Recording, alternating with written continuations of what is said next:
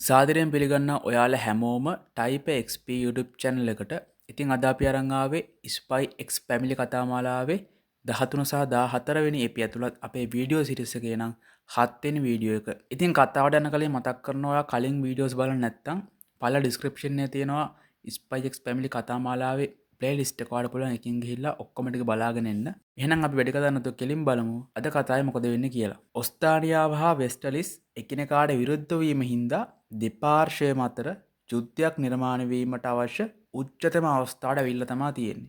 ඔස්තානියාවේ රාජ්‍ය ප්‍රමුඛ පෙළේ නියෝජිතයෙකුගේ ක්‍රියාකලාපය නිරීක්ෂණය කිරීමට ඉතින් වෙස්ටලිස් රාජ්‍ය ස්ට්‍රික්ස් මෙහෙම දියත් කළා. ඔයාලට මතකයිනේ. එය පැවරුනේ අපේ සුපිරිම රහස් ඒජන්තවරයා වෙච්ච වෙස්ටලිස් වල ටුයිලයිට්. ඉතින් මේ ස්ට්‍රික්ස් මෙහෙයුමේ පළමු අදියර උනේ මොකක්ද? ටුයිලයිට් බොරු පවුලක් නිර්මාණය කරන්න උනා. ඒ සාර්ථක ටුයිලයිට් නිම කරනවා. ඉතින් මේ පවුලේ පියා ඔක්තුකාරයෙක්, ඒ වගේම මව ඝාතකයෙක් සහ දියණිය හිත් කියවන්නියක්. මේ විදිහට මේ තුන්දෙනාගේ අභ්‍යන්තර තොරතුරු අභ්‍යන්තර ස්වරූප තුන්දෙනා කෙනෙකාගෙන් සගවගෙන තමයි ජීවත් වෙන්නේ. ඉතින් ආන්‍යව ඊඩන් විද්‍යාලයට ඇතුළත් කරලා ස්ට්‍රෙලා 8ක් උකහාගෙන ශ්‍රේෂ්ඨ ශිෂ්‍යයෙක් වෙලා ඒ හරහා ඩෙස්මන්ට ලගාවීම තමයි මේ ස්ට්‍රික්ස් මෙහෙමේ දෙවන අදියර වෙන්නේ. ඉතින් මෙන්න මේ ටික තමයි මෙතෙක් කතාවේ සිද්ධ වෙච්ච සාරාංශය. ඉතින් දැන් බලමු කතාවේ ඉස්සරහට මොකක්ද වෙන්නේ කියලා. ඉතින් මුලින්ම කතාව පටන් ගන්නෙ බලුවෑන් එකකට ගැන්සියක් බල්ලෝ කූඩු කරලා පටවන තැනකින්. ඉතින් දැන් අපිට පෙන්නනවා කතාවේ ස්පොට් ලයිට් එක. ඒ කිව්වේ ලොයිඩ්ගේ පවුල. ඉතින් ආන්න හෙනම් හයි ස්පීඩ් එකේ කෑම කනවා. ඉතින් ওই විදිහට තුන්දෙනා කෑම එහෙම අරගෙන පාරේ වෙදන් යනවා. මේ තුන්දෙනා මේ යන්නේ ආන්න ඉස්ටලා එකක් ලබාගත්තු වෙලාවේ ලොයිඩ්ගෙන් කරපු ඉල්ලීම. මට බලපැටියෙක් අරන් දෙන්න කියන එක ඉෂ්ට කරන්න තමයි මේ ලොයිඩ් මේ තුන්දෙනාම එක්කගෙන යන්නේ. ඉතින් මුලින්ම ආන්නට මේ මුරබල්ලෝ වගේක් පෙන්නනවා. එවුන්ට ආන්නේ පොඩ්ඩක්වත් කැමති වෙන්නේ නැහැ. ඉතින් ඒ හන්දා හොරතල් බලපැටියෙක් නැද්ද ඔයාලා ගාව කියලා කඩහිමියගෙන් ලොයිඩ් අහනවා. ඉතින් කඩහිමිය කියනවා මම ගාව නැහැ නමුත් වෙන කඩේක තියෙනවා කියලා. ඉතින් මෙන්න මේ අතරේ එක නියෝජිතයෙක් ඇවිල්ලා ලොයිඩ්ට පොඩි හෑන්ඩ් සිග්නල් එකක් දෙනවා. ඉතින් මේකෙන් කියවෙන්නේ ලොයිඩ්ට ඉක්මනට මූලස්ථානයට වාර්තා කරන්න කියන එක. ඒත් එක්කම ලොයිඩ් බොරු බඩේ අමාරුවක් පෙන්නලා එතින් මාරුවන්න තමයි හදන්නේ. ඉතින් ලොයිඩ් කියනවා ඔයාලා ස්ටේෂන් ගාව කඩේට යන්න මම වැසිකිළියට ගිහිල්ලා ඉක්මනට එන්නම් කියලා. ඉතින් ඒ විදිහට ලොයිඩ් ඒ දෙන්නව පිටත් කරලා ලොයිඩ්ලා නියෝජිතයත් එක්ක මූලස්ථානයට ගිහිල්ලා එනවා. විදේශ ඇමති බ්‍රාන්ස් ඝාතනයකට සැලැස්මක් අද රෑ පැවැත්වෙන සමුළුවක් අතරතුර සිද්ධ වෙන බව තමයි මේ මූලස්ථානයෙන් ලොයිඩ්ට කියලා තියෙන්නේ. ඉතින් මේ වැඩේට රුජුවම සම්බන්ධ වෙන්න කියලා තමයි මූලස්ථානය විසින් ටූලැට්ට නියෝග කරලා තියෙන්නේ. ඉතින් මෙන්න මේ වැඩේ සම්බන්ධ ත්‍රස්තවාදී කල්ලියෙන් එක ත්‍රස්තවාදියෙක් ලොයිඩ්ගේ මූලස්ථානයෙන් අල්ලගෙන එකකින් ප්‍රශ්න කරමින් ඉන්නවා. හැබැයි ඌ කාවත් පාවා දෙන්නේ නැහැ. ඉතින් මූලස්ථානයේ මේකට සම්බන්ධ තවත් එක්කෙක්ව අල්ලගෙන ඌව අරුවට පේන විදිහට අරගෙන එනවා. එහෙම අරගෙන ඉන්නේ මේ කණ්ඩායමේ නායක කිත්ව. ඉතින් මේ කිත් හැම දෙයක්ම පාවලා දෙනවා. ඉතින් ඒ හින්දා ඉතින් අර අනිස්තත්වවාදියා ගොඩක් කඩාවැල්ලා ඉතින් මේ මෙහෙම සම්බන්ධ හැමදේම වමාරන්න ගන්නවා. ඉතින් ඇත්තරම මේ කණ්ඩායමේ නායක කිත් විදිහට ඇවිල්ලා තියෙන ටොයිලට්ම තමයි. මොකද ටොයිලට් කියලා කියන්නේ සුපිරියම ගානේ වෙස්වලා ගන්න පුළුවන් රහස් නියෝජිතයෙක්. ඉතින් මිනිහා තමයි මේ වැඩේට කෙලින්ම බහැලා තියෙන්නේ. ඉතින් මේ ත්‍රස්තවාදියා මේ ප්‍රහාරය සම්බන්ධ සියලු කරුණු අමාරනවා. ඔහු කියනවා අපි බල්ලෝ 12කට වඩා වැඩි ගාණක් පිටේ බෝම්බ හයි කරලා පහර දෙන්න තමයි හදන්නේ කියලා. ඉතින් මේක ඇහුණ ගමම ටොයිලට් බල්ලෙකුට පුහුණු කිරීමට විශාල මුදලක් වැය වෙනවා. ඉතින් ඒ හන්ද අනිවාර්යයෙන්ම ඔස්තානියාවේ හස්තයක් හරි එහෙම නැත්නම් තුන්වෙනි පාර්ශවයක් හරි මේකට සම්බන්ධ ඇති කියලා කියනවා. ඉතින් මූලස්ථානයෙන් මේ ගැටලුව සමතයකට පත් කරන්න අපිට ඔයගේ උදව්ව අවශ්‍යයි කියලා ටොයිලට්ට කියනවා. ඉතින් දැන් කතාව ත්‍රස්තවාදී කණ්ඩායමේ සමාජිකයෝ දෙන්නෙක් මේ නගරය සම්බන්ධ නගරාවත ප්‍රදේශය බල්ලෝ දෙන්නෙක් ධම්මලා සෝදිසි කරන්න යනවා. ඉතින් මේකෙන් මේගොල්ලෝ කරන්නේ ඒගොල්ලන්ගේ වැඩේට උචිතම ස්ථානය හොයාගන්න තමයි මේ වැඩේ කරන්නේ. ඉතින් මේ අතර යෝරුයි ආන්නයි එයාලගේ අලුත් ස්ථානෙට ගිහිල්ලා මේ බල්ලෝ තෝරන්න පටන් ගන්නවා. බල්ලෙක්ව හොය ඉද්දි ආන්න දකිනවා ත්‍රස්තවාදීව අරන් යන බල්ලෝ සෙට් එක. ඉතින් ඒ දැකව බල්ලෙක්ට ආන්නට ආස හිතෙනවා. ඉතින් පොඩ්ඩක් බලන් ඉඳලා ආන්න යෝර්ටත් හොරෙන් ඒ සෙට් එක ගිය තැනට ආන්නත් යනවා. ගිහින් බලද්දි බල්ලෝ 4 දෙනෙක් ගැට ගහලා ඉන්නවා.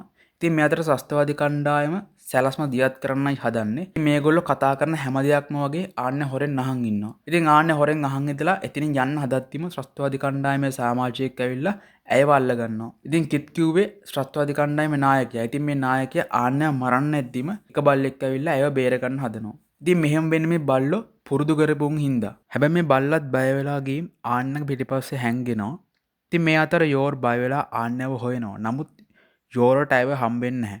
ඉතින් මේ අතර ටොයිලට් ඇතුළු කණ්ඩායම ත්‍රස්තවාදී කිව්ව තැන් වලට යනවා. නමුත් ඒවට ගියාට හැම තැනක්ම නිෂ්ඵල තැන්. ඒවැ ත්‍රස්තවාදීන් නැහැ. හැබැයි ත්‍රස්තවාදීන් කුලියටගත් වෑන් දෙකක් හොයාගන්න ටොයිලට්ට පුළුවන් වෙනවා. ඉතින් මේ අතර Apple ව්‍යාපෘතිය ගැන හෙළි කරනවා. මොකක්ද මේ Apple ව්‍යාපෘතිය කියලා කියන්නේ?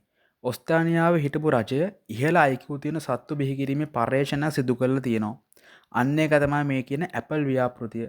නමුත් ඒක පටන් ගන්නෙදිම ඇන හිටලා තියෙනවා. මොකද රජය බිඳවැටුණු හන්දා. ඉතින් ඒකට උදාගත සතුන් එහෙම්ම බ්ලැක් මාකට් එකට විකුණුවා කියලා තමයි කියන්නේ. ඉතින් එවුන්න මේ ත්‍රස්තවාදීන් ගත්තා වෙන්නත් පුළුවන් කියලා මෙහෙවන්නේ ටොයිලට්ට කියනවා. ඉතින් මේ අතර ආන්‍යව මරන්න ත්‍රස්තවාදී කණ්ඩායමේ නායක කිත් හදද්දි අර බල්ලා ආන්නට මොනවද කියනවා. පේන හැටියට මෙහෙවන්නේ කියපු විදියට Apple ව්‍යාපෘතියේ නිදහස් වෙච්ච සතෙක් වෙන්නත් පුළුවන්. ඉතින් මේක මේ කණ්ඩායමට කෝල් එකක් එනවා. තිත්පොළවල් දෙකකට පැනලා ඒක හිටපු අය අල්ලගෙනයි කියලා තමයි මේ කෝල් එකෙන් කියන්නේ. ඉතින් මේගොල්ලෝ හිතනවා උදේ ඉඳන් ක්‍රිස්ව දැක්කේ නැති හින්දා ලොවෙත් මේ ආකාර තමයි මේ ඔත්තු දීලා තියෙන්නේ කියලා කිත් සැක කරනවා. ඉතින් මේ අතර ආන්‍යවර බල්ලා ෂේප් එක ඉතින් අරගෙන යනවා. ඉතින් මේ කණ්ඩායම එකපාරට මේගොල්ලෝ හිටපු A සැලස්ම ඉඳන් B සැලස්මට මාරු වෙන්නයි හදන්නේ. ඉතින් මුන්ට මේ අතර මීටර වෙනවා කෙල්ල නැති බව. ඉතින් බල්ලා ආන්‍යවත් අරගෙන ෂේප් එක ඉතින් එළියට එනවා. ඉතින් බල්ලා ආන්‍යව අරන් යන එක යෝර් දකිනවා. හැබැයි ආන්‍යවයි බල්ලාවේ නැවතත් මේ කල්ලියට අහු වෙනවා. ඉතින් ආන්‍යව අල්ලන්න හදද්දිම යෝර් එතනට ඇවිල්ලා ත්‍රස්තවාදියෙක්ට හකු පයින්න පාරක් දෙනවා. ඒකට ඕ වීසි වෙලා යනවා. ඉතින් මෙතනින් 13 වෙනි ඉවර වෙනවා. ඉතින් අපි බලමු දැන් 14 වෙනි එපිය මොකද වෙන්නේ කියලා. දැන් අපිට දෙන්නාම ඉවර කරන්න වෙනවා කියලා කිත් කියනවා. ඉතින් යෝර්ගේ අයි කොන්ට්‍රැක්ට් එකට ත්‍රස්තවාදීන් හැමෝම බය වෙලා එතනින් දුවනවා. ඉතින් ඊට පස්සේ ආන්න යෝර්ට මේ ත්‍රස්තවාදීන්ගේ සැලසුම ගැන කියනවා. හැබැයි ඒකට යෝර් ගොඩක්ම බය වෙලා යනවා. ඉතින් ඊට පස්සේ යෝර් ආන්‍යව බේරගත්ත බලු යාළුවගේ ඇගේ බෝම්බ හයි කරලා තියනවාද කියලා බලනවා. ඉතින් ඔහොම ටිකක් වෙලා යද්දි මේ බලු යාළුවා හිතන දේවල් ආන්නට පේනවා. මොකද මේ නිකන් බල්ලෙක් නෙමෙයි. ඉහළ IQ එකක් තියෙන බල්ලෙක් තමයි මේ බලු යාළුවා. ඉතින් මේ බලු යාළුවා හිතන්නේ අනාගතයේ සිද්ධ වෙන දේවල්. ඉතින් මේ හැම එකක්ම ආන්නට පේන හන්දා ඇයට පේනවා බෝම්බ පිපිරුමකින් ලොයිඩ් මැරිලා ඉන්නවා. ඉතින් ඇයත් ඒකට හොඳටම බය වෙනවා. ඉතින් ආන්නට දැන් මේ ගැන යෝර්ට කියන්න ඕන. නමුත් ආන්නට බයයි යෝර් තමාගේ හැකියාව ගැන දැනගනී කියලා. ඉතින් ආන්න මෙන්න මෙහෙම වැඩක් තමයි කරන්නේ. ආන්‍ය තාත්තට ටොයිලට් පේපර්ස් ගන්න අමතක වුණා කියලා බලු යාළුවක පිටේ නැගලා දුවනවා. ඉතින් ඇය හදන්නේ යෝර ලොයිඩ් ගාවට එක්ක යන්න.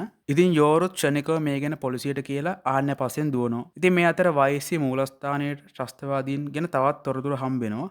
ඉතින් ඒ අනුව ත්‍රස්තවාදීන් සුදු වෑන් එකකින් යද්දී වයිසි සමාජිකයෝ තින්ට පැනලා වට කරලා උන් අල්ල ගන්නවා. ඇල්පා බ්‍රාවෝ වගේ කණ්ඩායම් වලින් තමයි මේ ත්‍රස්තවාදීන් අල්ලන්නේ.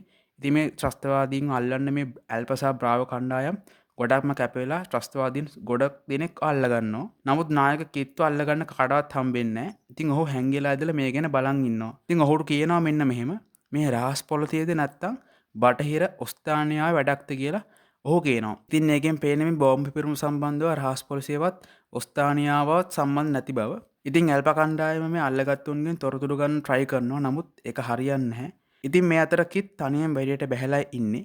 බල්ලෙක්ගේ පිටේ බෝම්බයක් හයි කරලා. ඉතින් මේ අතර ටොයිලයිට්ට B1 ප්‍රදේශය බලා ගන්න කියලා මෙහෙවන්නේ යොමු කරනවා. ඉතින් මේ අතර ආන්‍යත් අර අනාගතයේ දැක්ක ඔර්ලෝසු කණුව ගාවට ලං වෙනවා. ඉතින් මේ විනාඩි 30කින් ඔර්ලෝසුව නාද වෙනවා. එතකොට තමයි පිපුරුම සිද්ධ වෙන්නේ. මෙන්න මේක තමයි ඇය දැක්කේ. ඉතින් මේ අතර ආන්‍ය දකිනවා කිත්ව ඔහු බල්ලෙක් එක්ක තමයි ඇවිත් ඉන්නේ. ඉතින් කිත් හදන්නේ වයිසි කණ්ඩායමක් අවසාන තිත්පොළට ඇතුළු වෙද්දිම පිපිරලා යන විදියට වැඩේ දෙන්න තමයි හදන්නේ. ඉතින් කොහොම හරි බලු යාළුවට අනාගතයේ පේන හින්දා පුපුරන්න යන කාමරේ ආන්‍ය හොයාගන්නවා.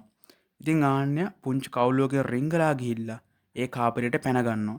ඉතින් ආන්‍ය මම මේක නිෂ්ක්‍රිය කරලා කොහොම හරි තාත්තව බේර ගන්නවා කියලා හිතනවා. හැබැයි ආන්‍ය නිෂ්ක්‍රිය කියන වචනේ තේරුමවත් හරියට දන්නේ නැහැ. ඉතින් බැරිම තැන ඇය කරන්නේ එතන තිබ්බ සෝස් බෝතලයකින් මේ විදිහට නෝ කියලා දොරේ අදින එක. ඉතින් ලොයිඩ් ඇතුළු කණ්ඩායම මෙතින්ට ආවහම ඒගොල්ලෝ දකිනවා මෙන්න මේක. ඉතින් ඔන්න ඔර්ලෝසුවේ බෙල්ලකත් වදිනවා. නමුත් පිපුරුමක් සිද්ධ වෙන්නේ නැහැ. කොහොම හරි ලොයිඩ් මේ ගැන හොයාගන්නවා. ඉතින් මේක උගුලක් බව ඔහු දැනගන්නවා.